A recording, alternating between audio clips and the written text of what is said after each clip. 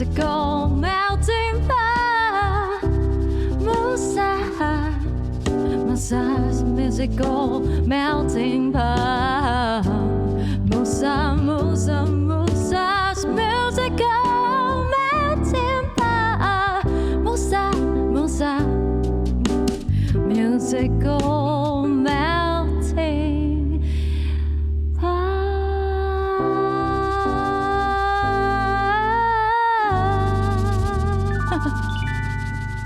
You forgot the hits. Yeah,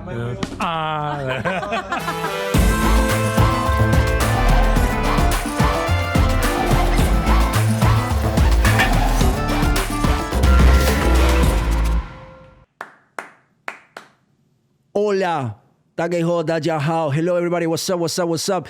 I am Martin Musaubach, Musa Ming Mading. We are here in Taipei, Taiwan, inside La Caja de Música, which for me is the best Spanish restaurant on the island. Today we have a very special show. Why? Because I have brothers with me, which is really awesome. We're going to talk about some controversial issues, and we are not going to escape them. Yeah, we're going to, of course, talk a lot about music. I want to introduce them right now in front of me. Wait, no, I'm not. If this was a boxing match, he would kick my ass. Alec Vatagin on drums. Yeah, baby. Hello, everybody. Haven't seen you for ages. Yeah, we haven't. Yeah. We used to play 2 times a week or once a week, every week for about a million years. And on my left, the one and only Alex Ments. Hi, everyone. They are amazing musicians, but I think something of note, they are both from Ukraine.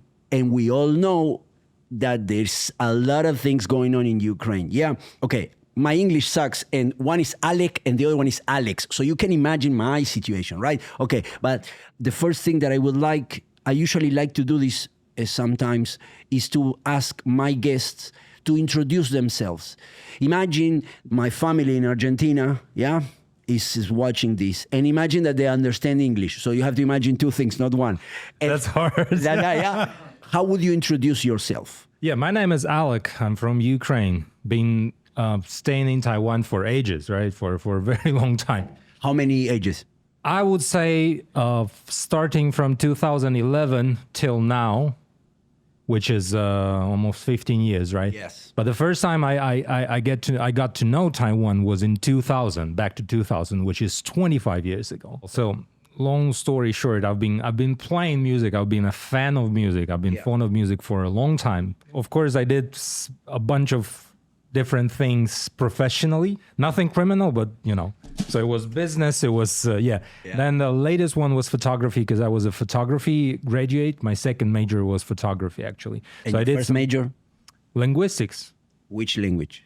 Of course, Chinese. Guess what? It's Chinese. Yeah. So that's how I ended up in Taiwan. And then I did this transition to music because music is great.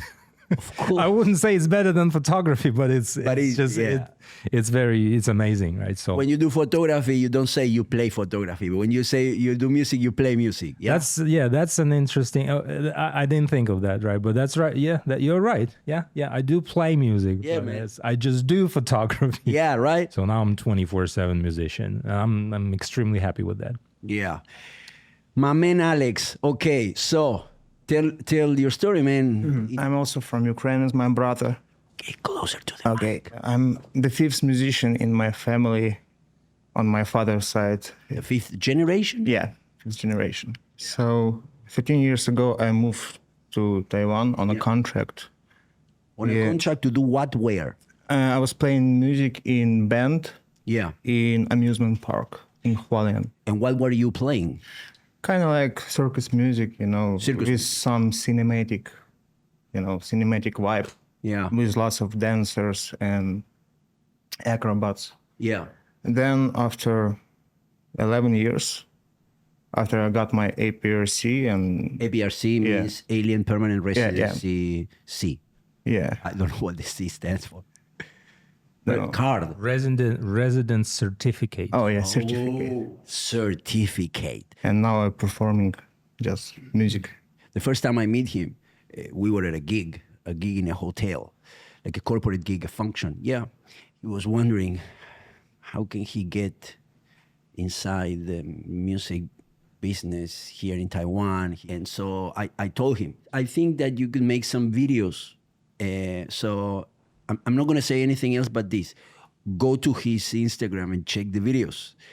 And yeah, and now he's playing with everybody, right? Yeah, man. I mean, he didn't do the videos because of me, but I'm saying, like, it's insane the career that you built in such a short time, because actually most of your time, nobody knew that you were here. Yeah. I came here and I didn't know anyone. How did you hold on? Because I worked in that contract, and if you work on contract, you cannot perform with anyone. You cannot even play on jam. You are a killer player, and you are not playing. You just played Baby Shark on a regular basis. Okay, so how did you endure? Actually, I wanted to leave earlier, but after COVID came to Taiwan, I just decided to stay. So I stayed 3.5 years longer. Yeah. Because you still have a job here. Yeah, and it was smart decision because for 3 years, everything was closed, like in lockdown. Outside of Taiwan. Yeah. Okay, so I have a million questions for each one of you. The first question that I want to ask is about the music. How do you feel about the music scene here in Taiwan? That's kind of a provocative question. Yeah. It's a very provocative question. It's very hard to say. Of course, I believe any music scene anywhere in the world, including Taiwan, it can be better because nothing stays the same. Of course, it should be going somewhere, right? But I feel, well, it's a great place because I felt home all the way. From the first time I stepped into this like little hallway leading to the scene, not in the scene, but in the small hallway, right? I met a bunch of great people who always helped me so much. So I'm like really grateful for that. I like the way you reframe it, because how you feel about the music scene, it's also that you felt always at home. And I think that's cool, man. I think that's important to say. So how about you? I feel good about music scene in Taiwan. Yeah. Since I just came to Taipei, I met good people like also you, Alec, who helped me a lot with how to figure out how to go, which direction you need to choose. Same as, for example, with Taiwanese Jianpu, which was kind of weird for me. Yeah. With some formulas. Let me tell you, because this outside of Taiwan, nobody knows. Jianpu, it's a number system. It's a way of writing music that is unique, I would say, to the Mandarin speaking world, particularly here in Taiwan. It's used a lot. It's very hard to read if you are not familiar with the system. And that's exactly why he was saying you have to be a mathematician to be able to read a Jianpu. Or just a nerd. Or a nerd. And we are all nerds. And in Taiwan, if you want to work in session music industry, you definitely need to learn how that system works. Alec, how did you find the courage, already being a grown-up, with a wife and a child, to pursue your dream? I think that's important. It just happened, just one day you just find yourself doing this instead of that. And yesterday was that, and today is just this. That's probably a part of the personality. I just go through. I don't do a lot of, kind of self-reflection, that kind of thing, I'm reading my producer's mind, and I think after talking so much about music and playing, we all would like to hear us jam a little bit. So, start with the groove.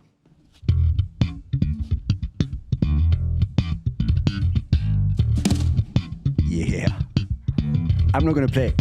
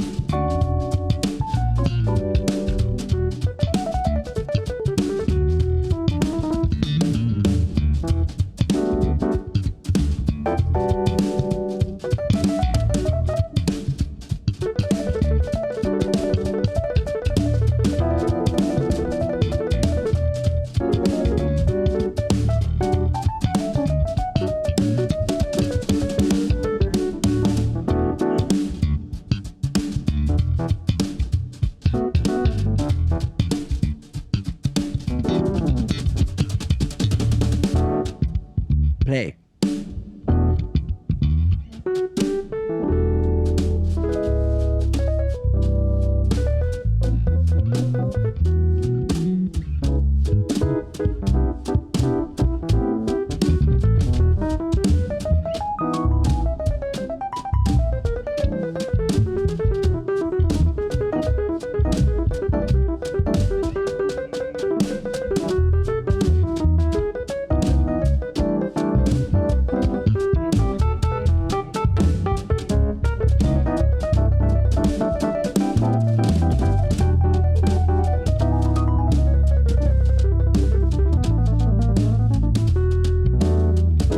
Right. That's it. Okay. Thank you so very much. And we go home. No. Okay, you can clap. So we were just jamming. We probably later we have another jam or not. I don't really know. So who did you play with since you got your APRC? What in the US is known as the green card. Here is blue card. So we call it the blue card or the light blue card. So since you got the light blue card, who did you play with? Why you laugh? Come on. Kimberly, Yeah. Sam Lee, Alan Kua. Really, really pretty big names, right? So I think it's very inspiring because you worked in an amusement park and you don't know what's going to happen. And then so you move to the capital of a foreign place that you don't know anything about, right? And in a period of less than 5 years, you're playing for some of the biggest names in the current pop music industry. So I really think you should be very happy with yourself, Yeah, man. I'm really happy. Right? And my father also happy for me. Because you're fifth generation musician, right? Your dad should be also very happy. He sees you, what you're doing. Always. What did he play? He's playing piano. He's a jazz musician also. Yeah. Yeah, and what does he think? He's just proud of me. He telling the music is different Yeah. from typical, European style of music. And let me say something that it's kind of obvious, right? But you don't speak Mandarin. No. No. I think that it's also important regarding the openness of the people here. Because of the way you play, you got a lot of opportunities. So I think that also speaks about how are things done over here. If I could speak Mandarin, Yeah. I believe maybe my life will be more easy as a musician. Yeah. But yeah, if you can read Genpu, if you can be disciplined, discipline, you can actually have a work in session industry even without Mandarin language. Because everybody speaks English. Yeah. Yeah, Because everybody speaks music. yeah, Yeah. also. True. A while ago, I would say it will be 10 years ago, right? Remember the Brown Sugar times, right? Of course. So my dream Yeah. was to play in Brown Sugar with all those great singers that I had a chance to play with them. But that was the dream. You understand? There was the top level for me, Yeah. right? And now I'm on tour with Chen Xiaochun, Jordan Chen, who is Yeah. And it's funny because when I was a kid, and this is why I came to Chinese, studying the language, I was a fan of Jackie Chan. It was Soviet times, right? So, Yeah. So I saw that the one of, I think it was Drunken Master, and I just fell in love with it. So I became a fan, and then I started collecting all the DVDs, like whatever film that I could find, I would have it, right? I was like, oh, I want to know what they say. Also Chinese characters, I really want to get it because the translation was so bad, man. Pirate films, come on, it's like so bad. Of course. So I found a teacher, right? And then I started my Chinese. I started doing Chinese lessons. And I've been doing that for 2 years probably. And I still couldn't get a word, And then I asked my teacher, can you just tell me what's going on? Why I'm so bad? Yeah, why? What's the problem? And she's like, of course, because they're speaking Cantonese. I'm like, damn it. And then now I'm playing for Jordan, and Jordan is I think the next generation after Jackie, right? But he was one of the actors that, when I was in high school, he was one of the heroes, right? So it's kind of crazy. What I want to know is from before you come here, because you always told me this about growing up in the USSR, and I don't know anybody other than you you know, like it was still, I had a great childhood, right? Of course, because of the parents, because of the environment. Yeah. We were kids, right? Yeah. Young boys, right? Yeah. What we do? No internet, no cell phones, no video games, nothing. If it's summer vacation, you get up in the morning, you got a breakfast, and then you are out. And you do football, you do all kinds of stuff, right? So what we play war games, right? You play a war game, you need a gun. There were two types of guns in USSR, Yeah. a cheap one and an expensive one. Of course, we couldn't buy an expensive one. So Yeah. everybody got one and the same. Yeah. So what we do kind of, upgrades. So you got scissors, you got like sword, and there's this insulation tape. So Yeah. we're going to cut that, in pieces, and then we tape something to it. So it's kind of, a tuned Yeah. gun because you want to be different, right? Yeah. So this is what I remember. It was not bad. Yeah. It was different. Yeah, I mean, there were some restrictions, obviously. There's like communist kind of thing going on. Yeah, of course. But not so much, because Soviet came to the end when I was actually in the fifth grade.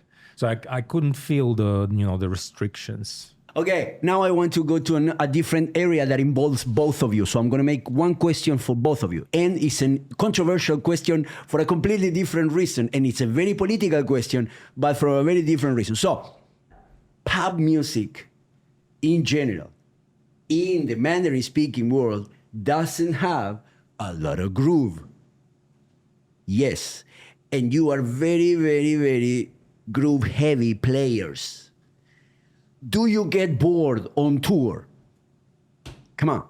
No. You don't get bored. No.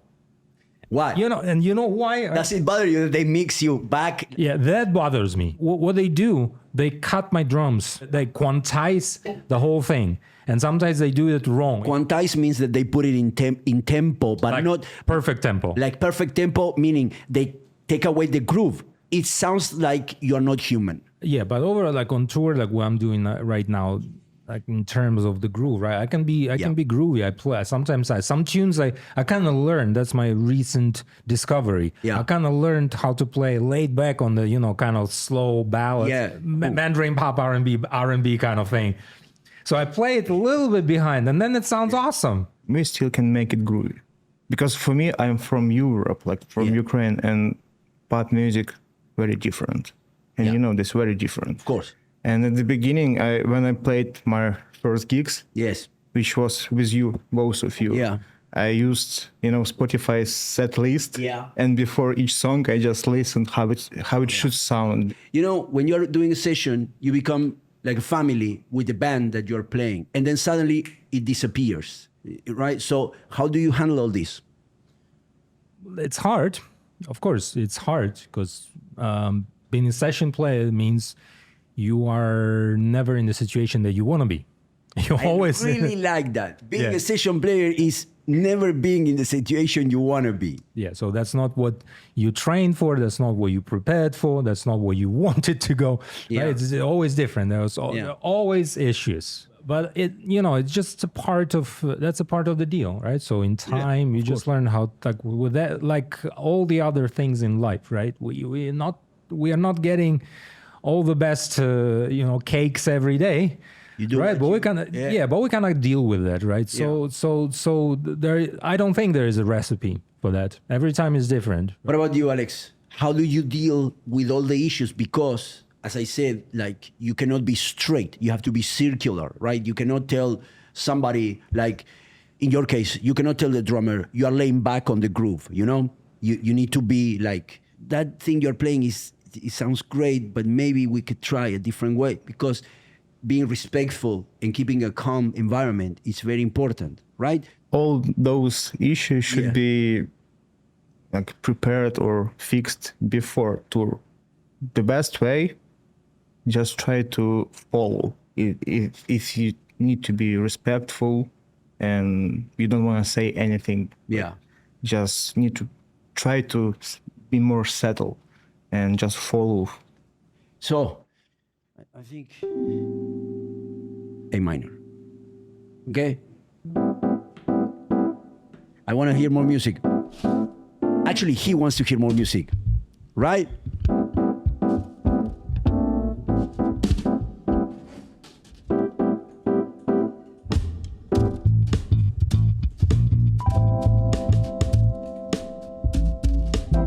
Yeah.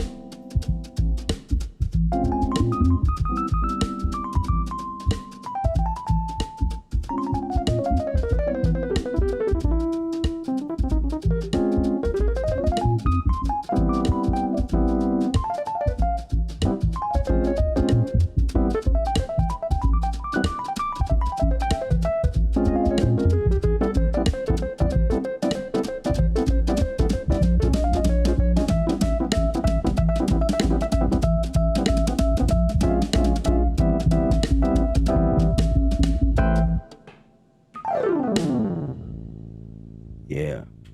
So, of course, there is a huge white elephant in this room that I would like to address. Yes, which is both of you are from Ukraine and the situation is complicated, right?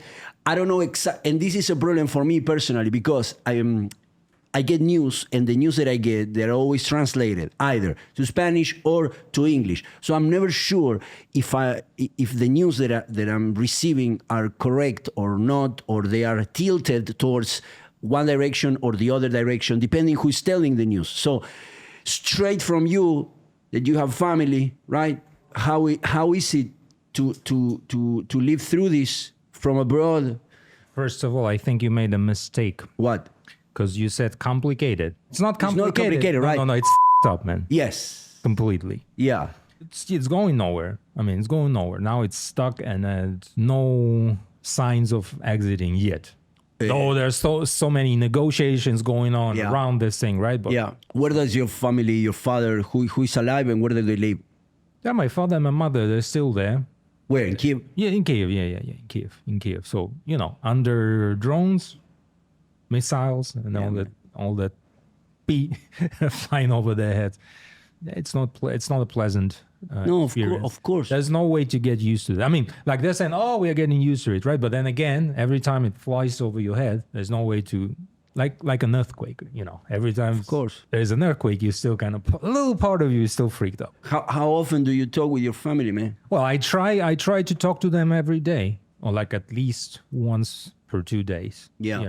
I haven't seen them since when? 2019, because COVID happened, right? And when the COVID was over, then almost over, then the war happened. So 6 years. Wow. It's a long time. It's a very long time. Yeah, man. Yeah. Yeah, there are lots of missiles, drones, and we don't know when it's over, when it will over. Do you talk with your parents often? Yeah, every day. But last time I saw them 5 years ago. Can you fly to go and visit them? Nope. And the reason for that is we can't get out of the country again. Even being a resident for another foreign country, we cannot get out. So you can get in, but you cannot get out. Nah. It just doesn't work. When the war started, Taiwanese people reacted to it, right? And you were here and you saw that reaction. So basically, I would like to close this podcast with how did you both feel regarding the Taiwanese people's reaction and their support for Ukraine, which is what I felt, right? I remember we used to do gigs, and every time they said where you were from, which is a common thing before 2019, 2020, whatever, everybody would say where we are from and nobody cared, right? But after the war started, every time anybody said where you are from or you are from on stage, everybody will clap. And at some shows, people will stand up to clap. That's absolutely true. When it happened, I spent a couple of weeks just responding to phone calls and endless text messages that I got from literally everybody here in Taiwan, asking me like, oh man, like where, just give me some account number, maybe your account number, I'll transfer some money. I'm not gonna give you mine. Okay, I'm gonna check for, for those accounts for donations, like official account number. I got plenty of those. So a lot of people, they actually, it was natural reaction to them. Okay, now we're gonna help. Not just only by talking. No, of course, when it counts. So, and those examples are endless, man. Trust me, those examples are endless. So I felt really grateful. I hadn't time to really think about that, right? Because it was a crisis time. We haven't slept for like 2 weeks. I'd slept like hour, maximum 2 hours per day. And, we were freaked out, right? But then at the same time, we felt this kind of unity with, all the Ukrainians in the whole world. It was great. And the Taiwanese people, they did really great. I mean, I'm so grateful for that. And I really felt touched with that amount of care and love that I got. And not only me, like the whole Ukrainian nation. It was amazing. It was amazing. God bless Taiwan. Yeah, baby. Yeah, God bless Taiwan, man. I'm really grateful to all Taiwanese people. In between Taiwan and Ukraine, there is no any diplomatic affairs. And Taiwan helped a lot, like 5 or 6 planes full of humanitarian help. So yeah, Taiwanese people, Ukrainians, really grateful to Taiwanese people. I wanted to close with that because there's a lot of political opinions, whatever, right? But this is about the people. And the ones that end up suffering are the people that have to go to work every day, in every country, in every situation, right? From a human perspective, at that time, I felt that the Taiwanese people's response to this was amazing. Empathy shouldn't be political, That's basically what I want to say. Opening your heart and feeling somebody else's pain shouldn't be a problem. Yeah, I send you all a lot of love, a lot of hugs. Do you want to say anything else? What you said was great. It's great. Yeah. The world is already enough complicated. Yeah. So, we don't have any time and resources to, for hate and all that stuff. So just, open your hearts for love. Yeah, and everything will be good. Because in the end of the day, it's always about people. Muchas gracias por mirar. Thank you so much for everybody for watching the show to reach this point. And I will be seeing you again for another Musa's musical melody. Okay, ciao, ciao, bye-bye.